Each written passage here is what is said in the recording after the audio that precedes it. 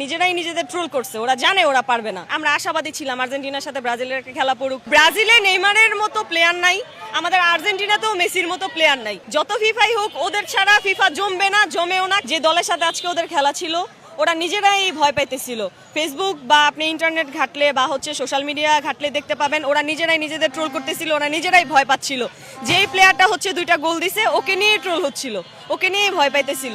ওরা জানে যে ওদের কোন প্লেয়ারদের সাথে খেলা পড়ছে বা পড়বে বা ওদের খেলাটা টাফ হবে, ওরা নিজেরা এটা জানে। তো আমরা এবারই চাইছিলাম সেমিফাইনালে একই মাঠে আর্জেন্টিনা এন্ড ব্রাজিল খেলুক, তাহলে ইতিহাস গড়ে থাকতো। এখন এই ইতিহাসটা দেখার জন্য আমাদের আরেকটা ফিফা দেখতে হবে না, এটা তো জানা কথাই। ওরা কখনো জিততে পারে না, পারবেও না। ওরা নিজেরাই ট্রোল, বললাম না, নিজেরাই নিজেদের ট্রোল করছে, ওরা জানে ওরা পারবে না। এটাই ঐতিহাসিকের কিছু না। আর ব্রাজিল আজকে অনেক ভালো খেলছে, অনেক ভালো খেলছে। যে দলে মেসি থাকবে ওই দলের কোনো টেনশন নেই। গত বছরও তো সবাই বলছিল আমরা চ্যাম্পিয়ন কাপ নিতে পারবো না, এই করতে পারবো না, আমরা তো নিয়ে দেখাই দিছি। এবারও আমরা আশাবাদী, যেহেতু একটা লোক এত বয়সে এসেও 60টা গোল দিয়ে দিছে এবারে ফিফাতে, আমরা কেন আশা রাখবো না? আমরা তো আশা রাখবো। আর আমরা শুধু আশা না, আমরা কনফিডেন্স। আমাদের আশার আর কিছু নাই। আর যা আশা করছি তার চেয়ে বেশি মেসি আমাদের উপহার দিছে। আর কি পাওয়ার আছে? ও ম্যাচ বাই ম্যাচ 2টা 3টা একসাথে সাথে গোল দিছে। সেরা বিশ্বকাপ নির্বাচন বলতে হওয়ারই কথা না, ও এটা ডিজার্ভ করে।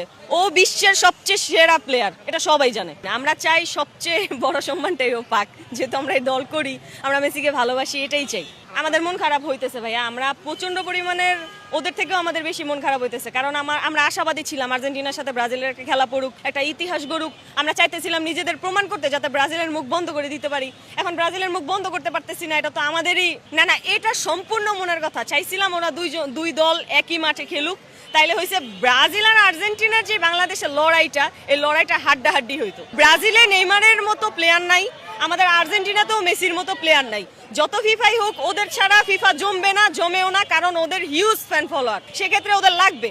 এবার এমনও হইতে পারে আর্জেন্টিনা এন্ড ফ্রান্সের আবারও ফাইনাল হইতে পারে। অবভিয়াসলি আমরা জিতবো, আগেরবারও আমরা জিতছি, এবার তো আরো আগে জিতবো। কারণ এবার মেসি পুরা জমায়ে দিছে, খেলা দেখায় দিছে। ওর মতো কেউ নাই, ও বিশ্বের সেরা প্লেয়ার, ওর ধারে কাছেও কেউ যায় নাই, সেকেন্ড টাইম যেতে পারবেও না। মেসি দ্বিতীয় কোনো মেসি আর হবেই না। মেসিই থাকবে। আমরা মাইকেল জ্যাকসনকে যেমন মনে রাখছি ইতিহাসে, সেকেন্ড শাহরুখ খান জন্মায় নাই, সেকেন্ড আমাদের বাংলাদেশের সাকিব খানও জন্মায় নাই, জন্মাবেও না। মেসিও সেকেন্ড জন্মাবে না। ওরা মাস্টারপিস। ব্রাজিল ছাড়া আর্জেন্টিনা একদমই বেমানান। আবার আর্জেন্টিনা ছাড়া ব্রাজিলও বেমানান। আমরা ওদের মিস করতেছি, মিস করবো।